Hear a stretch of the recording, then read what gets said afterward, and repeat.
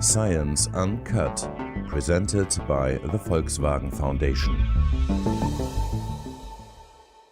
2/3 of the Samoan collection in the Five Continents Museum, Munich, come from the setting and periphery of what in German is called Völkerschauen, ethnic shows.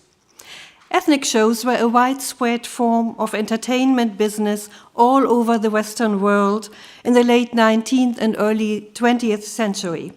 Non-European people were recruited to perform in Western spectacles in front of paying audiences and to show what were considered typical pursuits of their cultures of origin. Ethnic shows are a very complex phenomenon with a wide continuum from forced to voluntary recruitment, from cruel treatment by the impresarios to professional showmanship and assertiveness on the side of the performers, from Western fantasies to non-European agency and influence on what was presented to the audiences. In each case, however, we have a highly sensitive and ethically charged issue here, which of course relates to the collections and the question if and how to exhibit them. Most of the Samoan artifacts were sold to the Munich Museum by the Marquardt brothers. Fritz lived in Samoa with his French Samoan wife. Karl lived in Berlin.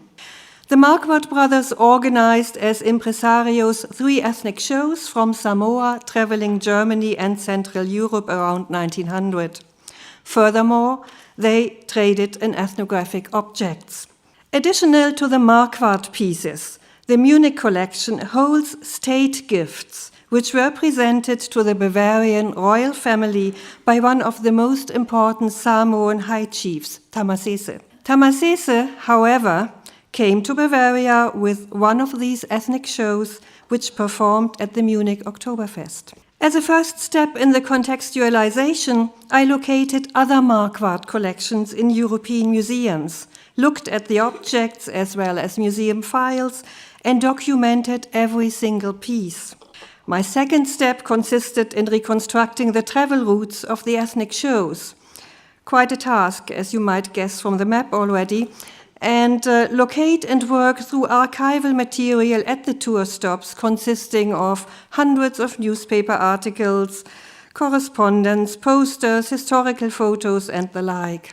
As a third step, I wanted to know more about the historical setting in which the recruiting, collecting, and traveling of the ethnic shows took place, which meant that I worked thoroughly through archival material on colonial times spread all over Berlin, Samoa, and New Zealand. The main focus here was not only on a general picture of colonial times in Samoa, but especially on establishing the role the Marquardt brothers and the Samoan travelers had in this colonial setting. And you see Fritz Marquardt and one of the Samoan travelers here on the photos. Being an anthropologist, one of my main interests, however, was to go beyond the Western perspectives, so amply documented in steps 1 to 3. What were the Samoan perspectives on these ethnic show travels and the artifact transfers?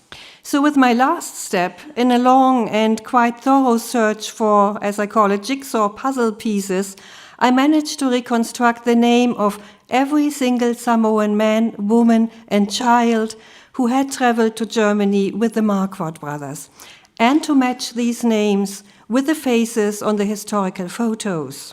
This was the starting point to reconstruct their villages of origin and to locate descendants in Samoa, New Zealand, and Australia, whom I could ask about the Samoan perspectives. Now, if you ask me, Mrs. Thode-Arora, what did your grandfather do 100 years ago and how did he feel about it, I would not be able to give you an answer. In Samoa, however, as I knew beforehand, oral traditions about the forefathers are very important till this day. So this turned out to be a quite valid research method, which provoked a number of genealogical stories. Let me just give you a glimpse of visual impressions, persons whose graves could still be located, or persons depicted on the historical ethnic show photos as elderly persons in the family albums of their descendants, who told me of their lives before and after the shows and of their impressions when traveling Germany. When later turning my findings into a book and an exhibition at the museum, I had every one of those texts on the Samoan travelers' stories and experiences authorized by their descendants who, according to Samoan custom, hold the prerogative of interpretation on genealogical issues. Let me now give you just a few examples of the results of the contextualizing of artifacts. Commodities. Karl Marquardt published sales brochures in which he offered Samoan artifacts to several European museums. In the booklet, objects were sorted according to material culture themes, for example, mats and weaving, bark cloths, the kawa ceremony, weapons, tattooing implements, and the like. Some of the artifacts on sale went back to the time of the first ethnic show, as explicitly mentioned. On the other hand, Marquardt promised that similar objects could be reprocured if already sold. A look at the collections in different European museums shows indeed that the artifacts are quite similar, maybe even manufactured by the same persons, families, or villages. Marquardt clearly saw artifacts as material specimens of cultural traits, which incidentally matched the academic paradigm of his time, and he must have had a constant influx of Samoan artifacts from his brother Fritz, who lived in Samoa. For the Marquardts, the artifacts clearly were commodities. Having said that, Fritz Marquardt, through his part Samoan wife, apparently had good connections to certain Samoan people and villages who arguably might have taken a regular influx of orders from his side and seen quite a number of everyday artifacts they produced for him as commodities too. With many Marquardt pieces, the documentation is very good. We know the Samoan word for the object, we know the village of origin, often the year it has been acquired, and sometimes even the former Samoan owner. For example, this beautiful headdress, typical for a taupo, a village virgin or ceremonial hostess, is documented as having been acquired from a woman called Mangu Mangu.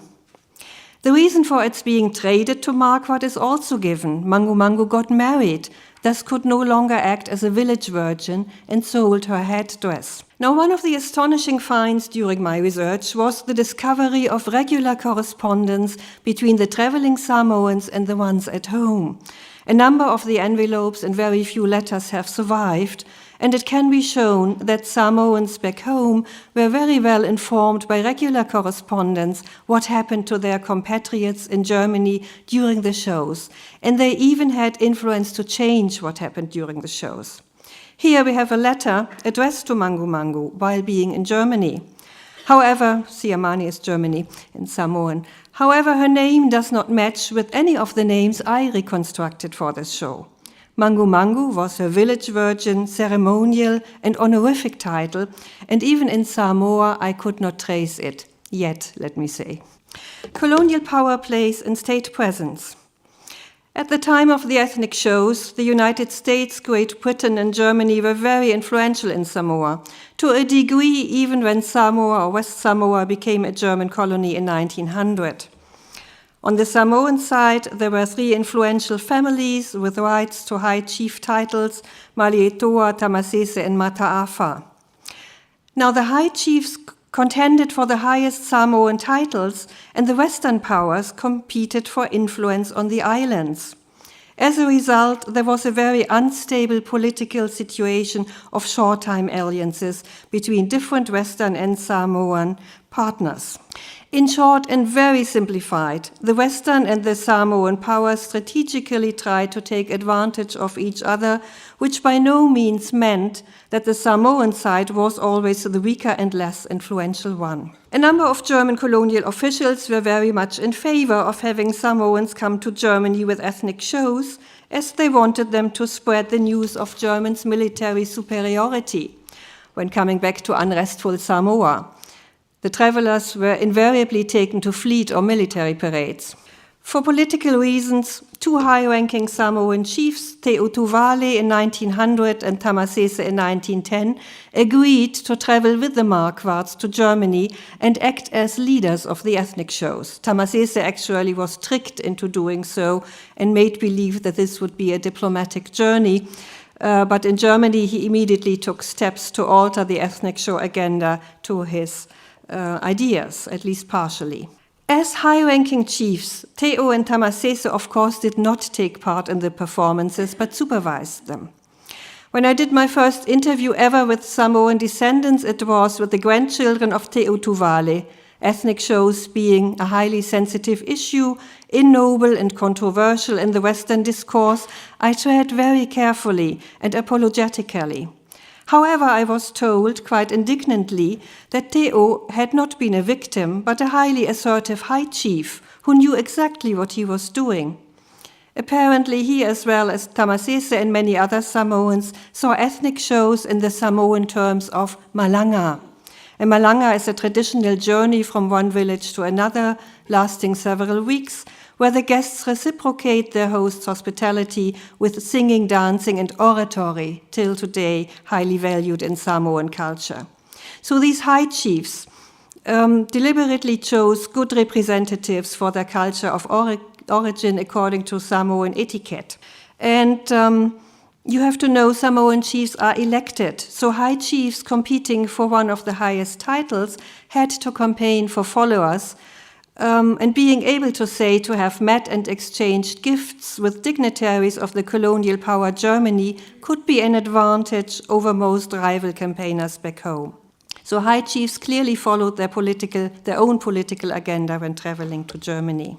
And indeed, when I reread the sources with this Samoan perspective in mind, all this made sense. As high chiefs, I was told, Teo and Tamasese expected to meet dignitaries in Germany of similar rank and to exchange gifts with them, as is Samoan custom when establishing or validating important relationships. Indeed, among other members of royalty, they met Emperor Wilhelm, gave him fine mats and barcloth. The return gift of the emperor, still kept in Te Utuvale's family as a cherished heirloom, is a gold watch with Te Utuvale's name engraved, seen as a proof of his status till the present day in Samoa. It is in this context also that Tamasese met members of the Bavarian royal family in Munich. You see here Prince Regent Luitpold with a white beard in attending a Samoan performance after having met Tamasese.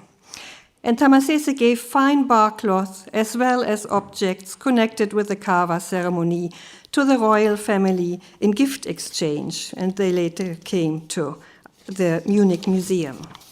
Memorizing and healing. That contextualizing the Samoan collection at the Five Continents Museum under these highly sensitive circumstances has worked on an ethical level to the satisfaction of the Samoans as well is probably best shown by the fact that Samoa's head of state agreed to be the patron of the exhibition and to time his state visit to Germany such that he could personally open it. He is the present holder of the Tamasese title and the grandson of that Tamasese who gave the state present to the Bavarian royal family 100 years ago. You can see here on the photos that the Samoan communities from Germany, Austria, and Switzerland also very much engaged with the exhibition and came to support it, as they called it. There was not a single claim from the Samoan side that any of the Marquardt objects had been obtained unjustly or should be returned. As one member of the Samoan delegation put it, the objects presently live here at the museum. One day perhaps they could live somewhere else. But they live well here and they are well looked after.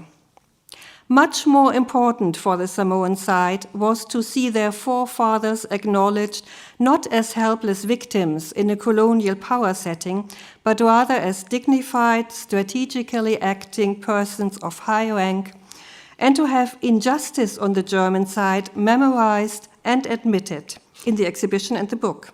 This we have done, amongst other things, by making sure that Tamasese could meet the present Bavarian royal family, so that the grandson generation of the Tamasese and the Wittelsbach side could meet on absolutely dignified terms 100 years later. To my great pleasure, the contextualizing of the collection and its historical circumstances is not finished with the exhibition and the book. It has become an ongoing process. In the meantime, the book has rekindled more family and oral history memories, which are in the process of being documented by me. Here you see a member of the Samoan police force, for example, look at pictures of her forefathers she has just discovered in the book. Starting next month, a virtual version of the exhibition will be shown in a gallery in Sydney, Australia, and a photo version will soon be shown in New Zealand to give wider coverage to the large Samoan diaspora communities there. Now, starting from the example of contextualizing the Samoan objects, let me address some of the aspects concerning provenance research and the role of ethnographic museums here. First, what should provenance research entail in concrete terms? Every case is different, and it is absolutely not enough to give just a broad picture of colonial context, in my opinion. Provenance research should be engaging very closely with the actual artifacts and with the historic and cultural setting of the specific collection context. Who were the collectors? How did they collect? What was their role in the Western, non-Western encounter, etc.? What results can be expected? In a very narrow sense, at best, you can find the maker, seller, or previous owner of an artifact in its source community. However, as you have seen in my example, even with thorough and depth research, this is very rare with ethnographic collections. If, however, as somebody said yesterday, we see artifacts as vessels of relations, there is much more to be gained here. Second, provenance research should always include the perspectives of members of the source communities of the artifacts, of course. Although inputs by artists and other persons of the source communities are certainly valuable, in my opinion, anthropologists should and can go many steps further. They should and can find those persons from the source communities who are the specialists, who have the knowledge and who are entitled by their communities, and I repeat, by their communities, to the authority of interpretation. This category of persons will be very different depending on the community and the artifacts you are looking at. There might be artisans, there might be village or family elders, there might be members of nobility or religious specialists. Finding them can be very tedious and time-consuming work, but it should and it can be done. And third, what are the necessary prerequisites? One of them definitely is in-depth knowledge of the cultures we are looking at here, their social and religious structures, for example, and in-depth knowledge of their material culture. Again, it will be valuable here to have both museum specialists and members of the source communities do this. Thank you very much.